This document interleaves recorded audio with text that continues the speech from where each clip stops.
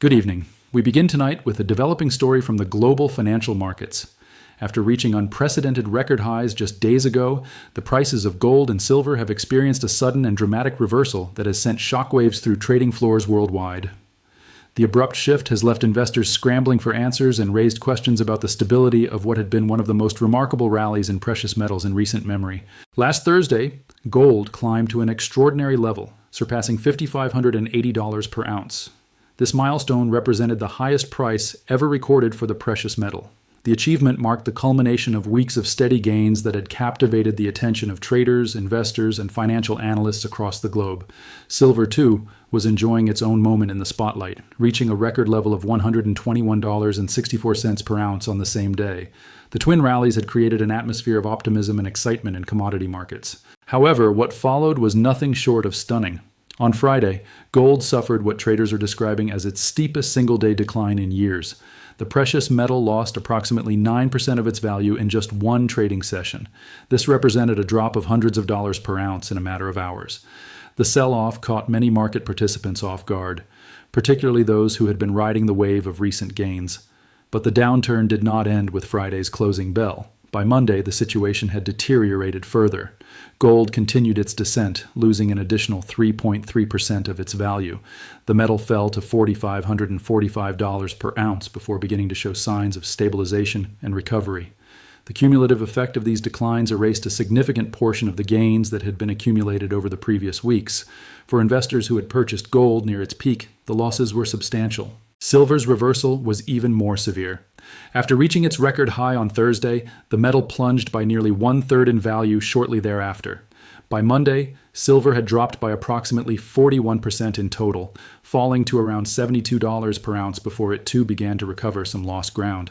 The magnitude and speed of silver's collapse left even seasoned traders shaken.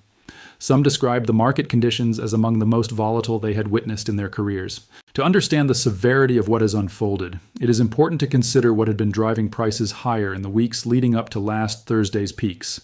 Multiple factors had been at play, each contributing to a perfect storm of conditions that propelled precious metals to unprecedented levels. Investors had been moving aggressively into what are known as safe haven assets. These are investments that traditionally hold their value or increase in price during times of economic uncertainty or geopolitical instability. The global economic landscape had provided ample reason for such caution. Inflation has remained stubbornly persistent in major economies around the world. Despite efforts by central banks to bring price increases under control, consumers and businesses continue to face elevated costs for goods and services. This ongoing inflationary pressure has eroded confidence in paper currencies and driven many investors to seek alternative stores of value. Gold and silver, with their long histories as monetary metals, became natural destinations for this flight to safety. Geopolitical tensions have also been running high. Trade relations between the United States and China remain strained, creating uncertainty about the future of global commerce. President Donald Trump has publicly expressed ambitions regarding Greenland, adding another layer of complexity to international relations. The ongoing war in Ukraine continues to generate instability in Europe and beyond. Additionally, Iran's role in various regional conflicts has contributed to a general sense of unease in global affairs.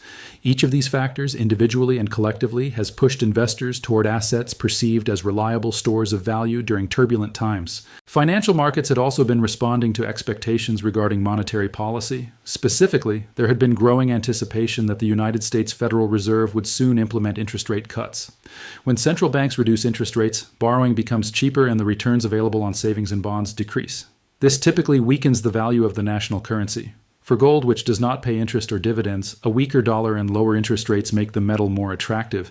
Investors do not have to sacrifice as much potential income by holding gold instead of interest-bearing assets.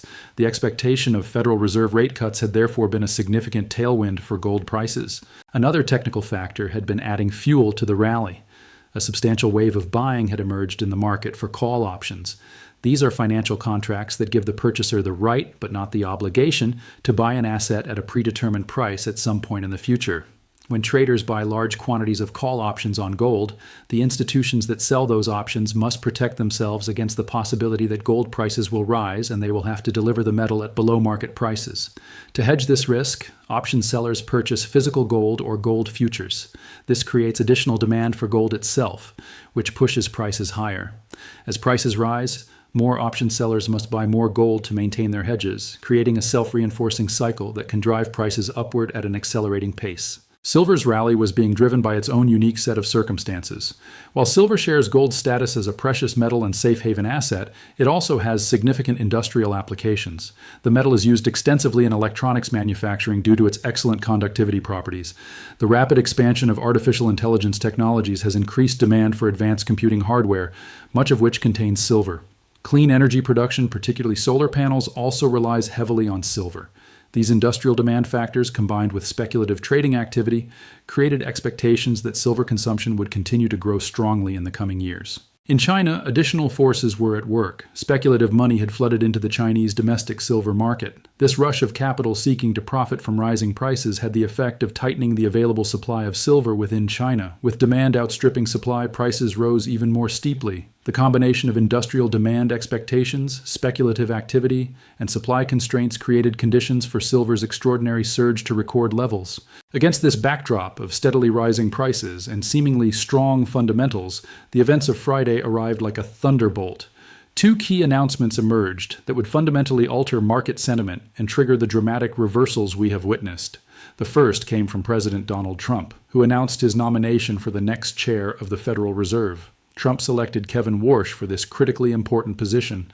Warsh will succeed Jerome Powell as the head of the United States Central Bank, arguably one of the most influential economic policy positions in the world. Kevin Warsh brings a particular set of credentials and a reputation that immediately caught the attention of financial markets. He is seen as a pragmatic and independent voice, someone not likely to bow to political pressure in making monetary policy decisions. Warsh has experience from the global financial crisis era, having served as a Federal Reserve governor during that tumultuous period. His background suggested to market participants that he would take a measured, orthodox approach to monetary policy rather than pursuing dramatic or unconventional strategies. The significance of this nomination for precious metals markets cannot be overstated. President Trump had repeatedly and publicly pressured Jerome Powell to cut interest rates more aggressively. Trump has made clear his belief that lower rates would benefit the economy and financial markets. Many investors had been betting that whoever Trump nominated to replace Powell might be more receptive to such pressure and more inclined to implement the swift and substantial rate cuts that the president has been advocating. The Warsh nomination suggested otherwise. Markets interpreted Warsh as a choice that would likely maintain a more traditional approach to Federal Reserve policy. He is unlikely to yield to demands from the White House for drastic, immediate rate cuts simply because the president requests them. Among the short list of candidates who had been discussed as potential Fed chair nominees, traders view Warsh as the most hawkish on inflation. In central banking terminology, a hawk is someone who prioritizes fighting inflation and is therefore more inclined to maintain higher interest rates or be cautious about cutting them. A dove, by contrast, is more concerned with supporting economic growth and employment and therefore more inclined to lower rates. The market's reassessment of future monetary policy had an immediate impact. If the Federal Reserve under Warsh's leadership is less likely to cut rates aggressively, then the dollar is less likely to weaken. A stronger dollar makes gold more expensive for buyers using other currencies, which tends to reduce demand. Additionally, if interest rates remain elevated, the opportunity cost of holding gold increases. Investors must sacrifice more potential interest income to hold the non-yielding precious metal. The Warsh nomination sent the United States dollar higher, contrary to the bets many investors had placed on a weaker currency. This shift in dollar expectations created sudden selling pressure on gold. The second major announcement came over the weekend and involved a technical but important change to trading requirements. The Chicago Mercantile Exchange, which is home to COMEX, where gold and silver futures trade heavily, announced that it would be raising margin requirements. Margin requirements represent the minimum amount of collateral that traders must maintain in their accounts to support their positions. Many traders in futures markets use leverage, meaning they control large positions with relatively small amounts of their own capital, borrowing the rest. This amplifies both potential gains and potential losses. By raising margin requirements, the exchange was effectively forcing traders to commit more of their own capital to maintain their existing positions. The stated purpose was to curb excessive risk-taking and ensure market stability. The changes were scheduled to take effect after the markets closed on Monday. However, the announcement of the impending change triggered immediate reactions. Traders who did not have sufficient capital to meet the new requirements, or who were concerned about the implications, began closing out their positions. When many market participants attempt to sell at the same time, prices can fall rapidly. The combination of these two developments flipped market sentiment dramatically. What had been an atmosphere of euphoria and steadily rising prices suddenly transformed into one of uncertainty and fear. The forced selling began. Traders who had used borrowed money to amplify their positions found themselves in difficult situations. As prices fell, their losses mounted. Some received margin calls, demands from their brokers to add more money to their accounts or close positions. Unable or unwilling to add capital, many chose or were forced to sell. Each wave of selling pushed prices lower, which triggered more margin calls and more forced selling. The self-reinforcing cycle that had driven prices upward reversed itself with devastating speed. The scale and velocity of the decline left market participants stunned. One market analyst, Tony Sycamore from IG, told the Reuters news agency that the scale of the unwinding unfolding in gold was something he had not witnessed since the dark days of the 2008 global financial crisis. That comparison carries significant weight. The global financial crisis represented one of the most severe economic shocks in modern history.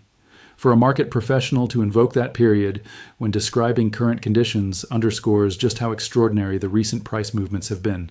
During the height of the selling on Friday, traders reported that market liquidity evaporated. Liquidity refers to the ease with which an asset can be bought or sold without causing significant price movements.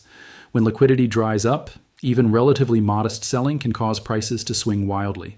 This is precisely what occurred. Traders found it increasingly difficult to exit their positions without moving the market substantially. The lack of willing buyers at stable prices magnified the downward pressure and made the sell-off even more severe than it might otherwise have been. Several analysts have pointed to the phenomenon of overcrowded trades as a contributing factor to the severity of the decline. When a large number of market participants all hold similar positions, all betting on the same outcome, the market becomes vulnerable. If sentiment shifts, everyone attempts to exit at once, and there are not enough buyers on the other side. Bloomberg cited Robert Gottlieb, a former J.P. Morgan precious metals trader, who stated that the bottom line is that the trade was way too crowded. Gottlieb added that the fallout could keep prices in check as traders grow more reluctant to take on fresh exposure. The memory of rapid losses may make investors more cautious going forward.